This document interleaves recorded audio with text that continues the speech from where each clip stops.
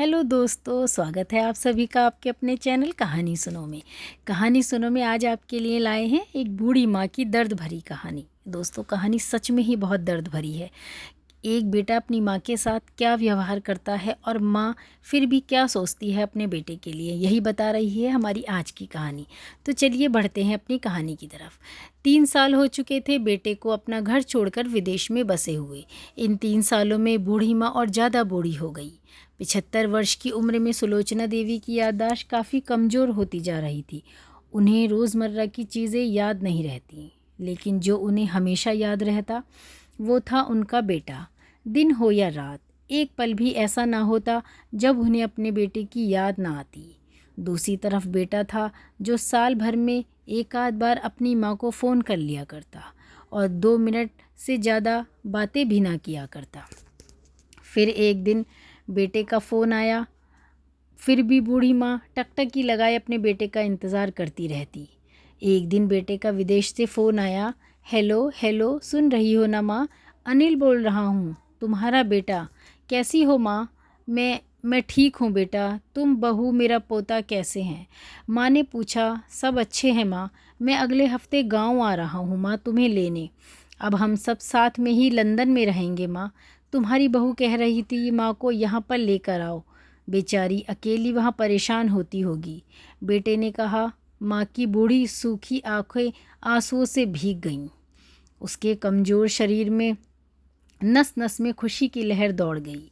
बेटे और बहू का अपने प्रति प्रेम देखकर माँ का मन खुशी से भर आया।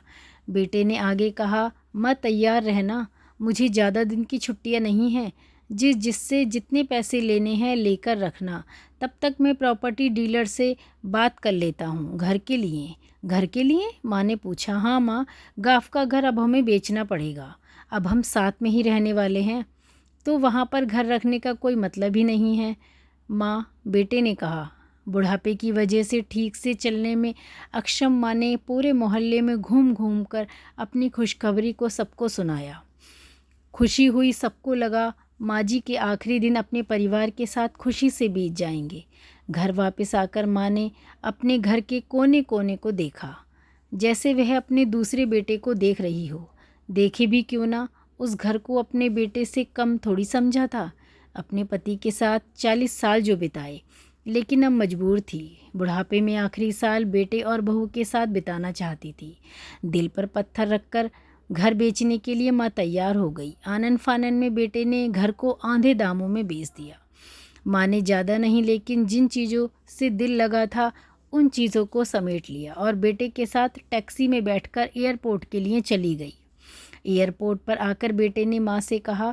माँ, तुम यहीं बेंच पर बैठो, मैं सामान और बोर्डिंग पास जाकर कराकर आता हूँ। वहाँ वक्त लगता है और खड़ा रहना पड़ता है, तुम्हें तकलीफ़ होगी माँ, तुम यहीं आराम करो।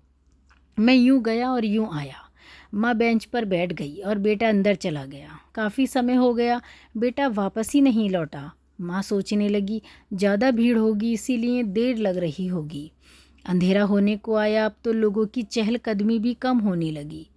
माँ को अब चिंता होने लगी। एक कर्मचारी ने आकर पूछा। किससे मिलना है माँ जी आपको? यहाँ पर क्यों बैठी हैं? डरती हुई आवाज़ में सुलोचना देवी बोली। मेरा बेटा अंदर सामान की जांच कराने गया है। लंदन जा रहे हैं ना हम।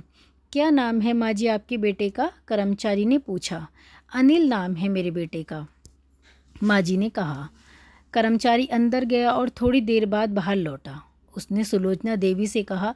माँ जी, लंदन जाने वाली फ़्लाइट तो दोपहर में ही जा चुकी है और आपका बेटा भी उस फ्लाइट में बैठकर लंदन जा चुका है।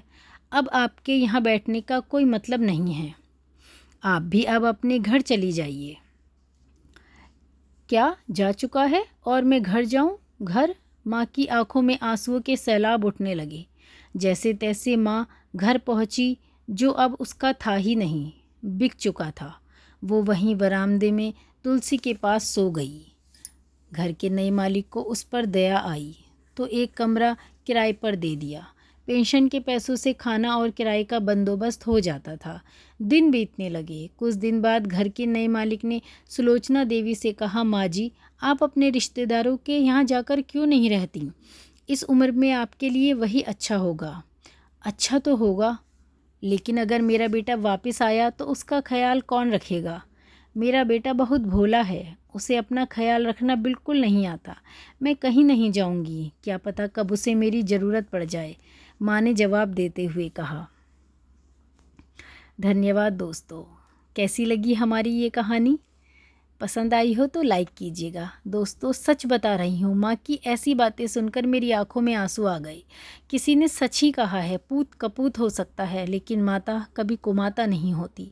दोस्तों आपसे हाथ जोड़कर विनती करती हूँ, अपने माता पिता का हमेशा ख्याल रखिएगा, हमेशा उनकी बात सुनिएगा, जितना हो सके सेवा करिएगा, उनके साथ कभी भी बुरा बर्ताव मत कीजिएगा। धन्यवाद दोस्तों। हमारे साथ जुड़े रहने के लिए हमारे चैनल को सब्सक्राइब करना नहीं भूलिए और देखते रहिए, सुनते रहिए रोज़ ऐसे ही नई नई कहानियाँ और आनंद लेते रहिए ज़िंदगी का। धन्यवाद दोस्तों।